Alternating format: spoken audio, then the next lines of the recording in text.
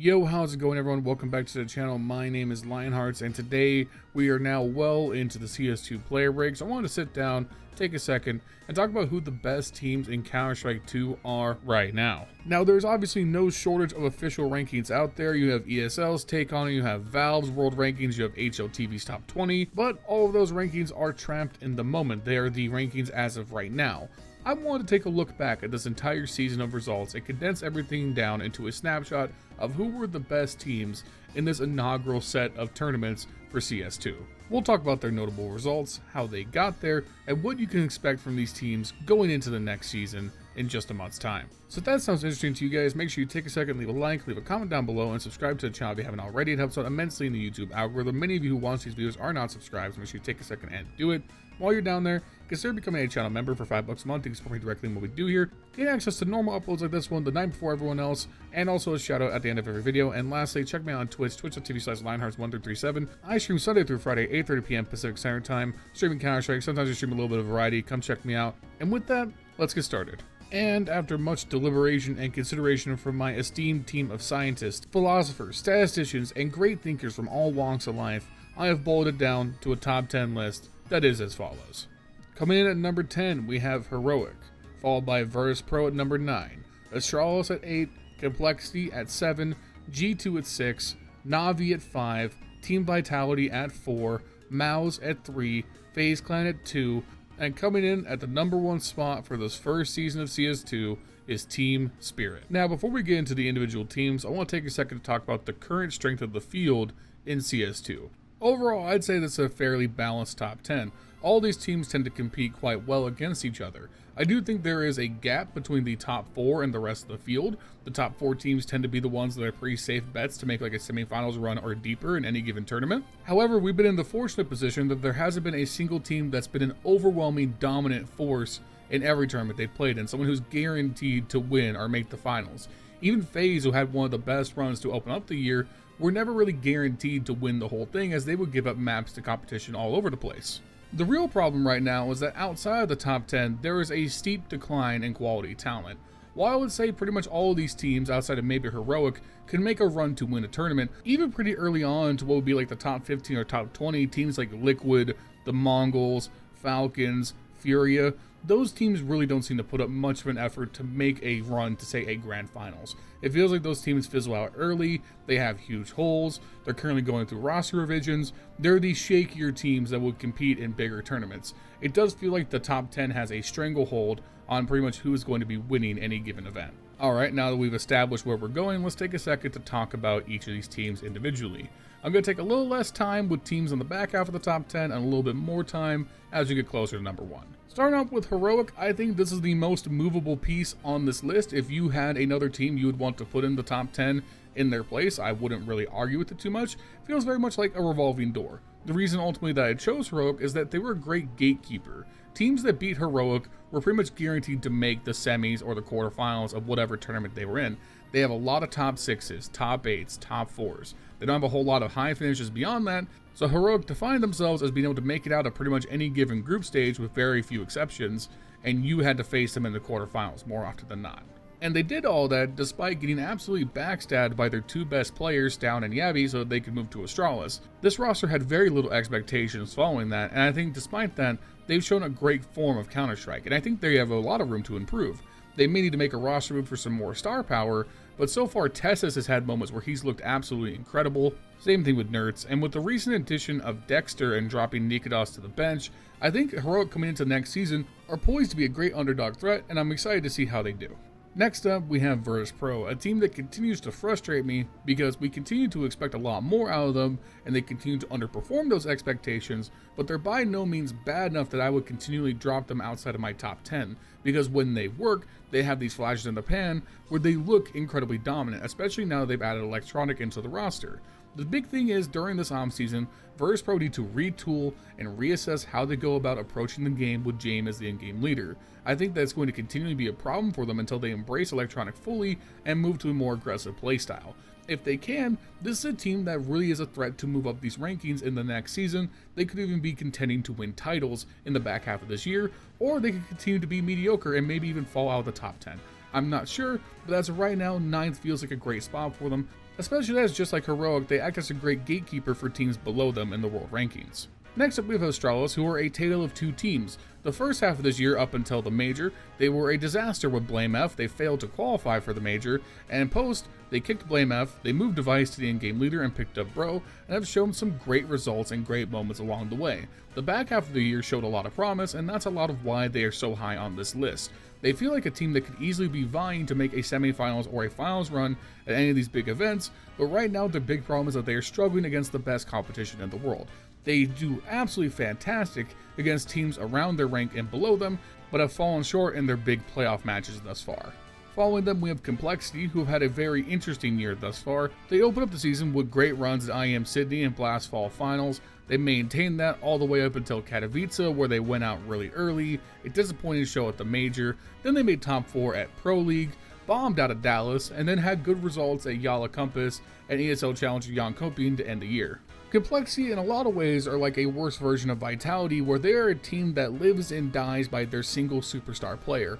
Bubblesj at various points has been a top 5 player in the world this year, and when he's on fire, he's been damn near unstoppable and powered them into deep runs in these tournaments. But when Bubblesj struggles, the whole team struggles significantly, and that's when Complexity can go quiet and bow in the group stages or early on to the playoffs. They really feel like they're a team that needs an electric run where Grimm and Halzer really have great performances to back up Bubblesj, and Bubblesj is pumping at full tilt for them to make a real deep run in a tournament. They are still very good, and they are definitely a threat to take a series off you if you're not paying attention, but they live or die by how good Bubblesj is on every given day, and that makes them one of the most volatile teams in the top 10. Speaking of volatility, we had G2 following them, and G2 have by far one of the weirdest years on this list, because when you go look at their results at LAN for the last year, they never failed to make anything worse than a top 8 appearance at every single tournament that they qualified for. But during that time, they only won a trophy one time, and it was an absolute outlier with a stand-in at IEM Dallas. Now, heading into the player break, they look to retool. Nexa has been moved to the bench, and the rumors are that Mouz will be coming from M80 to join them. So it's hard to gauge what they're going to look like coming out of this player break.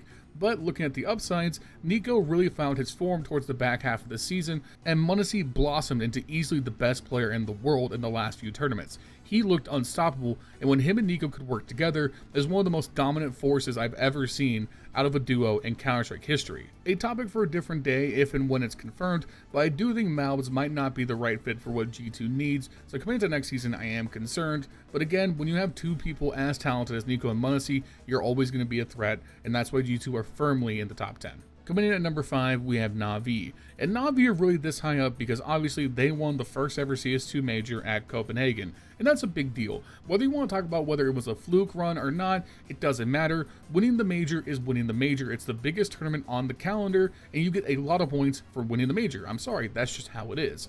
Obviously, up until that point, they had some okay results, but failed to make super deep runs into tournaments, and post-major, they had 2 big slip-ups at IEM Dallas and ESL Pro League, so NAVI had a lot of question marks as we headed closer and closer to the offseason. But I think it's a really good sign that to close out the season, NAVI had a great run all the way to the finals at the Blast Premier Spring. They looked good throughout that tournament, and while they disappointed in the best 5 against Team Spirit, I can safely chalk it up to just how good Team Spirit is instead of that being a detriment against NAVI. Now, once again, a topic for a separate video, but the biggest concern for NAVI going forward is what the hell do they do about Simple? When you have the GOAT on the bench, that's going to loom large until a roster decision is made. Will Simple come in and slot into the LXCB system? Will he be traded to another team? Will NAVI make another roster move elsewhere? This leaves NAVI in a very confusing space because we don't know what this roster is going to look like over the course of this next month, which makes them one of the biggest teams to keep an eye on during the roster shuffle over the next month.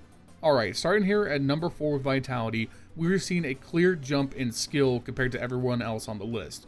These are your top teams by a wide margin, your teams that are definitely going to be in the hunt deep in tournaments, the teams you want to keep an eye on to make runs and win trophies. Starting off with Vitality, I think Vitality have had a very interesting, if not disappointing, season, and it comes down to how inconsistent they were tournament to tournament. They opened up at IEM Sydney by bombing out in 16th place. They then followed that up with back-to-back wins at the Blast Premier Fall Finals and the Blast Premier World Finals. They then go missing in Katowice and go out in 16th place again. They make top 4 at the major, and then followed up with 2 back-to-back second places at ESL Pro League and IEM Dallas, where they were dominant, absolutely insane, up until the grand final, where they went missing in the biggest games. And then they close out the season where once again they go into Blast Premier Spring, they look good in the groups, but then disappear in the playoffs. There were a ton of tournaments here on this list where Vitality should have been contending to win titles. Frankly, if they don't choke those finals in Dallas and Pro League, we're talking about Vitality as clear and away the best team in the world for this season. They would have had 4 trophy wins, a ton of top 4s, all the while being piloted by arguably the best player in the world in ZywOo. But then again, their big issue comes back to that man himself. ZywOo has been very inconsistent throughout this season, sometimes absolutely looking like the prodigy that he is, but then going missing late, especially in elimination games. Should Vitality be looking to make a roster move? I actually have no idea. This team is so inconsistent, going from arguably looking like the best in the world to looking awful, seemingly series to series. They're the most confusing team for me to rank, because if you put them at number 1 on your list, I really couldn't argue with you that. If you put them at 6th or even 7th, I also could make a case for that as well.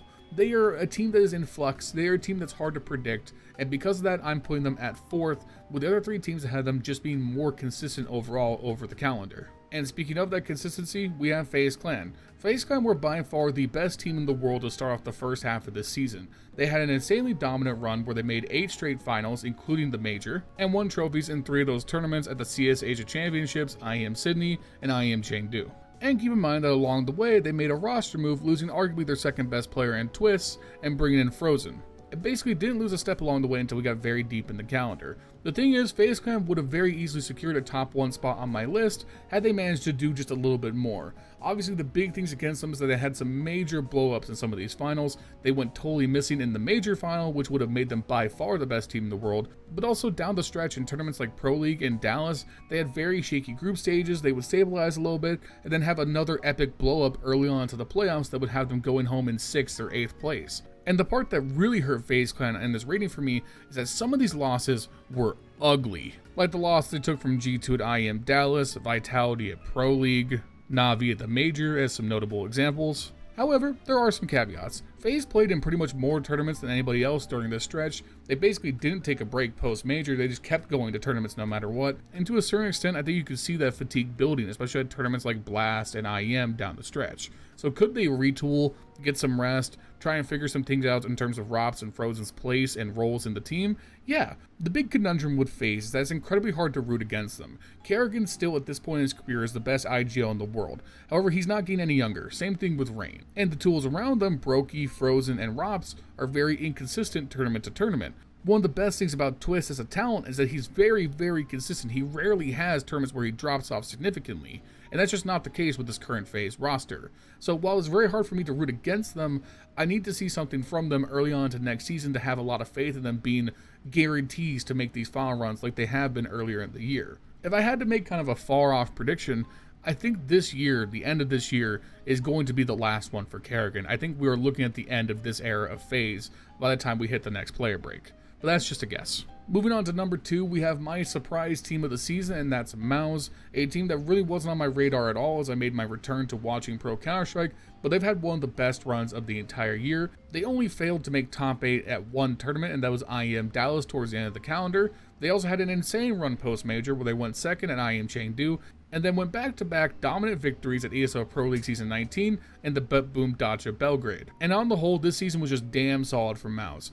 Including the major up until that point, they only failed to make top 4 or better 2 times. That's an incredible run of form, on par with what Vitality managed to do earlier in the year as well. Moving on from Frozen and bringing in Brolin in his place has turned out to be one of the best trades in a long time in Counter-Strike. Brolin slotted into this team perfectly and created a nearly unbeatable 4-man core where Torzy, Jimfat, Brolin, Xerxin, they all had their moments of taking over games. They all had their moments of brilliance. Xerxin at points looked like one of the best players in the world, definitely top 5 in my opinion. Torzy had insane impact on the op, and Shuhei is easily a top 5 in-game leader in the game, one of the best young minds in Counter-Strike today, and all that makes Mouz so scary because they're so consistent. They aren't relying on one superstar. Anyone could take over when they need it. They have a great, deep map pool, and they really just overwhelm you with just how consistent they are across the board. Even Shuhei, for an in-game leader, nearly averaged a 1.0 rating at many points throughout this year, which is great production from someone who's not expected to do much at all with the rifle in his hands. I've made the comparison before in various recaps, but when this Mouz team is on, they remind me a lot of peak Astralis. Just a team that is going to overwhelm you via attrition. Their utility control is just better, and there's no holes. There's no exploitable weakness. There's no bad player to bully on one of the sites when they're on CT side. Just easily one of the best teams in World Counter-Strike, and if you put them at number 1, I would not be mad at you for doing so. However, when I sat down and took a look at everything in totality, I couldn't help but come to the conclusion that Team Spirit were the number 1 team in Counter-Strike 2 to open up this first season.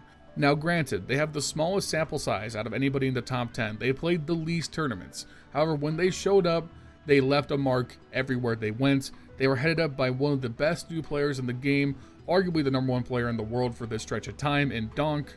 But make no mistake, while Donk's brilliance has been the story of the year and one of the great shining moments in Counter-Strike as we open up into the pro circuit, Team Spirit is not a one-note team. This is not like Complexity, where they are reliant on Donk having an otherworldly performance.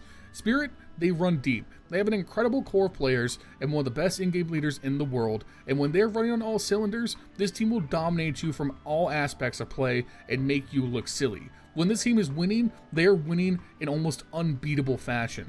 Obviously, the first thing that comes to mind is their run at Katowice.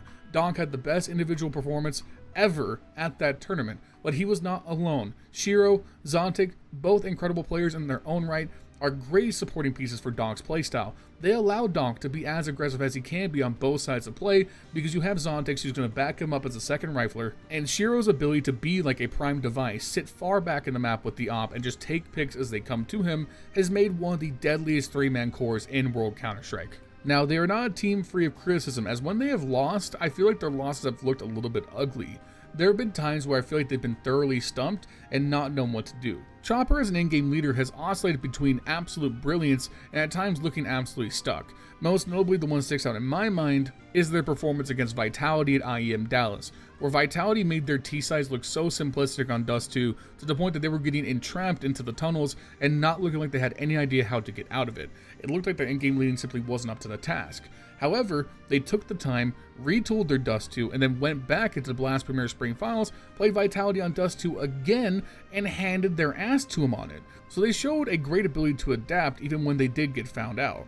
If nothing else, I feel like Team Spirit played some of the most exciting, thrilling Counter-Strike I've seen in many years, and going into next season, all I hope is that this is not a flash in the pan and they can maintain this form. Everything I've seen from them shows that they are not fake. People have been quick to write off Donk because it hasn't been able to reproduce those otherworldly numbers that he did at Katowice, but let's contextualize that. He's still producing sometimes 1.3, 1.4 ratings at these tournaments. Those are MVP numbers. Just because he can't reproduce the best numbers we've ever seen doesn't mean we should hold it against him. Nico reached 1.7 once, just like Donk, but we don't hold every 1.3 against Nico like, oh, he could have done better. It's just an unrealistic standard. This is a team built around 3 young superstars. Donk is only 17. The scary part is they have a lot of room to grow, and even though Chopper is an older in-game leader, he can always make the transition to coach and bring up some talent next up behind him. So whether you like it or not, it looks like Spirit is here to stay, and I say good. It's nice to see a new team, a new organization headed up by new talent, capture the top spot, and capture the hearts and minds of players everywhere. So I say long live Team Spirit, and hopefully this is not the only time we say that they're number 1 team in the world. Alright, that is my top 10 list of the best CS2 teams so far. Let me know what you guys think, and let me know your personal top 10 in the comments down below. I'd love to talk about it. Obviously, this is just my opinion, so if you disagree with me, let me know, and let's chat about it. I'm really willing to engage you on this, as I think there's definitely a lot of things that could be said, that could be critiqued, that could be changed about this list, but these are just my initial thoughts. Other than that, make sure you guys like, comment, subscribe, all that good stuff. Shout out to my channel members, Furley, Justin, Jesse, and Bubblesj. Thank you guys for keeping the lights on. If you want to become a member, check the link in the description. $5 a month, support me directly, all that good stuff. Check me out on Twitch as well. I'll be streaming tonight, twitch.tv/LionHeartZ1237, so come by and hang out. Other than that, I'll see you guys soon with more off-season content. And yeah, peace.